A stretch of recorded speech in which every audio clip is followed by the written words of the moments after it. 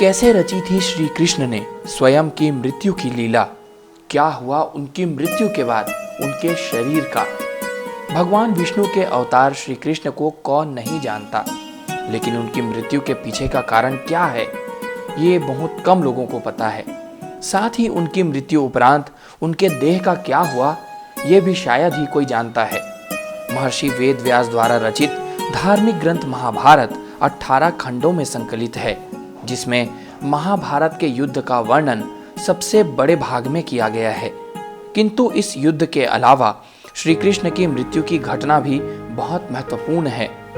आप सभी जानते हैं कि महाभारत में श्री कृष्ण ने पांडवों का साथ दिया था और धनुर्धर अर्जुन के सारथी बने थे, जिसके बाद युद्ध को लेकर उनके द्वारा कई छल भी किए गए थे, जिसके कारण उनका एक नाम छलिया भी पड़ा है। ये सब कारण श्री कृष्ण के मृत्यु का कारण बना। श्री कृष्ण की मृत्यु के बाद ही कलयुग का आरंभ हुआ। गांधारी का श्राप बना मृत्यु का कारण। महाभारत की कथा के अनुसार युद्ध में विजयी होने के उपरांत जब युधिष्ठिर का राज तिलक हो रहा था, तब गांधारी अपने पुत्रों के मारे जाने का विलाप कर रही थी। गांधारी का मानना था कि इस युद्ध के जिम्मेदार श्री कृष्ण हैं, क्योंकि अगर वे चाहते तो इसे रोका जा सकता था। ऐसे में श्री कृष्ण युद्ध के बाद जब द्वारका लौटने लगे तो वे माता गांधारी का आशीर्वाद लेने उनके पास पहुंचे। गांधारी उन्हें देखते ही क्रोधित हो गईं और श्राप दिया कि जिस तरह कौरव वंश का इस युद्ध में नाश हो गया, उसी तरह श्री कृष्ण के यदु वंश का भी नाश हो जाएगा। श्री कृष्ण इसके बाद द्वारिका लौट गए। कुछ समय बाद गांधारी के श्राप ने असर दिखाना शुरू कर दिया और श्री कृष्ण के यदुवंश आपस में ही लड़ना शुरू कर दिए। स्थिति ये हुई कि सभी आपस में ही एक दूसरे के खिलाफ षड्यंत्र रचने और मारकाट करने लगे। धीरे धीरे यदुवंश का नाश हो गया। यह भी श्री कृष्ण की मृत्यु का कारण माना जाता है। कुरुक्षेत्र के 35 साल बाद हुई थी श्री कृष्ण की मौत। घटना कुरुक्षेत्र के युद्ध के 35 साल बाद की है। कृष्ण की द्वारिका नगरी बहुत शांत और खुशहाल थी, जहां युवाओं के भीतर चंचलता बड़ी ही सामान्य थी और वे सभी भोग विलास में लिप्त रहते थे। एक बार कृष्ण के पुत्र साम को एक शरारत सूझी। स्त्री का वेश लेकर वे अपने दोस्तों के साथ ऋषि विश्वामित्र, दुर्वासा, वशिष्ठ और नारद से मिलने गया। वे सभी भगवान श्री कृष्ण के साथ एक औपचारिक बैठक में शामिल होने के लिए द्वारका आए थे। स्त्री के वेश में सांब ने ऋषियों से कहा कि वो गर्भवती है। वे उसे ये बताएं कि उसके गर्भ में बच्चे का लिंग क्या है। उनमें से एक ऋषि ने इस खेल को समझ लिया और क्रोधित होकर सांब को श्राप दिया कि वो लोहे के तीर को जन्म देगा, जिससे उनके कुल और साम्राज्य का विनाश होगा। सांब ने जब इस घटना का जिक्र उग्रसेन से किया तो उग्रसेन ने सांब से कहा कि वे तांबे के तीर का चूर्ण बनाकर प्रभास नदी में प्रवाहित कर दें। इस तरह उन्हें उस श्राप से छुटकारा मिल जाएगा। सांब ने सब कुछ उग्रसेन के कहे अनुसार ही किया। साथ ही उग्रसेन ने यह भी आदेश दिया कि यादव राज्य में किसी भी प्रकार की नशीली सामग्रियों का ना तो उत्पादन किया जाएगा और ना ही वितरण। इस घटना के बाद द्वारका के लोगों ने विभिन्न अशुभ संकेतों का अनुभव किया। सुदर्शन चक्र, श्री कृष्ण के शंख, उनके रथ और बलराम के हल का अदृश्य हो जाना, अपराधों और पापों में बढ़ोतरी होना, लाज शर्म जैसी चीजों का समाप्त हो जाना, साथ ही चारों ओर अपराध, अमानवीयता और पाप का साया था। बुजुर्गों और गुरुओं का असम्मान, निंदा, द्वेष जैसी भावनाओं में उल्लेखनीय बढ़त आदि सब द्वारिका के लोगों का जीवन बन गया था। ये सब देखकर भगवान कृष्ण परेशान हो गए और उन्होंने अपनी प्रजा से प्रभास नदी के तट पर जाकर तीर्थ यात्रा कर अपने पापों से मुक्ति पाने को कहा। सभी ने ऐसा ही किया, परंतु जब सभी प्रभास नदी के किनारे पहुंचे तो वहां जाकर सभी मदिरा के नशे में चूर होकर भोग विलास में लिप्त हो गए। मदिरा के नशे में चूर सात्यकी कृतवर्मा के पास पहुंचा और अश्वत्थामा को मारने की साजिश रचने और पांडव सेना के सोते हुए सिपाहियों की हत्या करने के लिए उसकी आलोचना करने लगा। वही कृतवर्मा ने भी सात्यकी पर आरोप मढ़ने शुरू कर दिए। बहस बढ़ती गई और इस दौरान सात्यकी के हाथ से कृतवर्मा की हत्या हो गई। कृतवर्मा की हत्या करने के अपराध में अन्य यादवों ने मिलकर सात्यकी को मौत के घाट उतार दिया।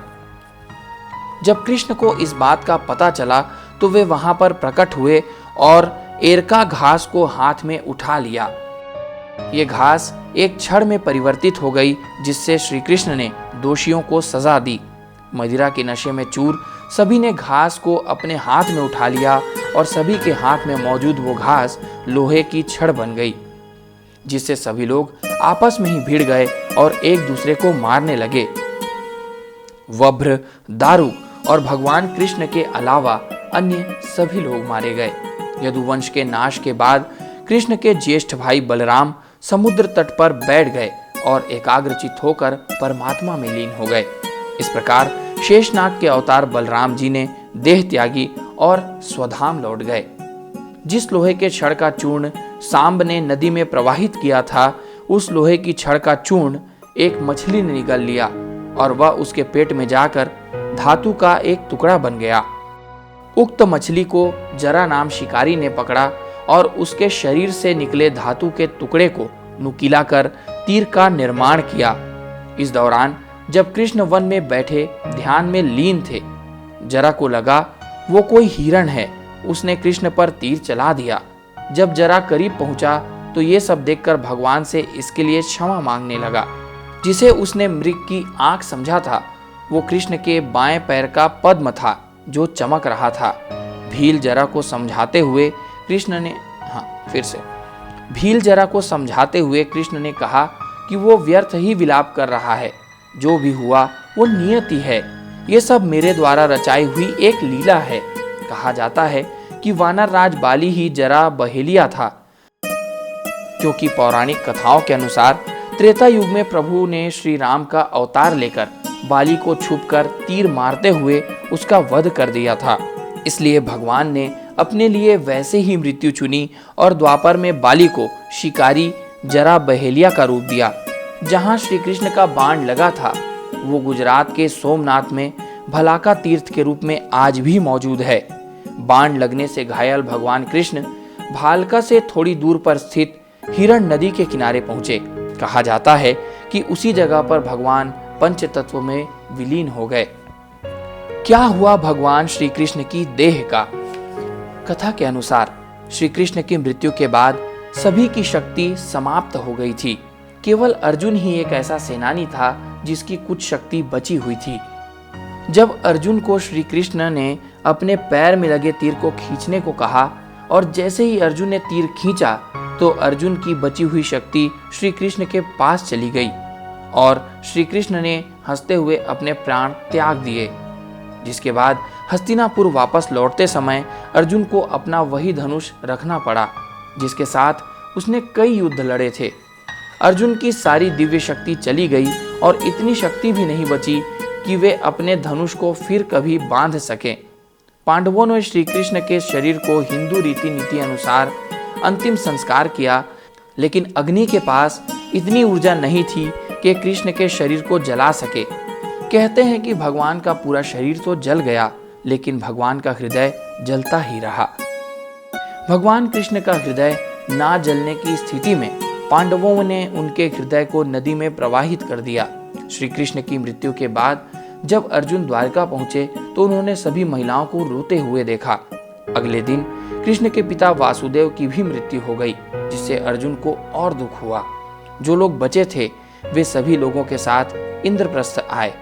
द्वारका छोड़ते ही कृष्ण की मुरली को छोड़कर पूरा द्वारका समुद्र में डूब गया था। इसके बाद अर्जुन ने मथुरा में अनिरुद्ध के पुत्र व्रज का राज्याभिषेक किया। जब युधिष्ठिर को यह सब ज्ञात हुआ तो उन्होंने परीक्षित को सिंहासन दिया और पांडवों और द्रौपदी के साथ हिमालय के लिए रवाना हो गए। आज भी जीवित है श्री कृष्ण का हृदय। मान्यता के अनुसार एक बार नदी में नहाते हुए राजा इंद्रद्युम्न को लोहे का एक मुलायम पिंड मिला। लोहे के नरम पिंड को पानी में तैरता देख राजा आश्चर्य में पड़ गए। इस पिंड को हाथ लगाते ही उन्हें कानों में भगवान विष्णु की आवाज सुनाई दी। भगवान विष्णु ने राजा इंद्रद्युम्न से कहा, ये मेरा हृदय है जो लोहे के एक मुलायम पिंड के रूप में हमेशा जमीन पर धड़कता रहेगा। तदुपरांत राजा उस पिंड को भगवान जगन्नाथ मंदिर ले गए और सावधानी के साथ उसे मूर्ति के पास रख दिया। राजा ने इस पिंड को देखने या छूने के लिए सभी को इनकार कर दिया। ऐसा कहते हैं कि पिंड के रूप में मौजूद कृष्ण के दिल को आज तक कोई देख या छू नहीं पाया है। मान्यताओं के अनुसार श्री कृष्ण का हृदय आज भी भगवान जगन्नाथ के मंदिर में स्थापित है। इसे आज तक किसी ने नहीं देखा है। नवकलेवर के अवसर पर जब 12 या 19 साल के अंतराल में मूर्तियों को बदला जाता है तो पुजारी की आंखों पर भी पट्टी बांधी जाती है। इसलिए आम जन की तरह मंदिर के पुजारी ना तो उस पिंड को देख पाते हैं और न ही उसे छूकर महसूस कर पाते हैं। ये मंदिर उड़ीसा के पुरी में स्थित है। इसलिए जब भी आपको ऐसा लगे कि आपको भगवान के हृदय की पुकार सुननी है तो आप जगन्नाथपुरी जाकर मूर्ति का दर्शन, उनका आशीर्वाद ले सकते हैं। इसी तरह की रोचक और प्रेरक जानकारियों और प्रश्नों के उत्तर पाने के लिए बने रहिए हमारे साथ। हमारे चैनल को सब्सक्राइब करें, साथ ही वीडियो को शेयर कर बेल आइकॉन दबा दें। जय राधे कृष्ण।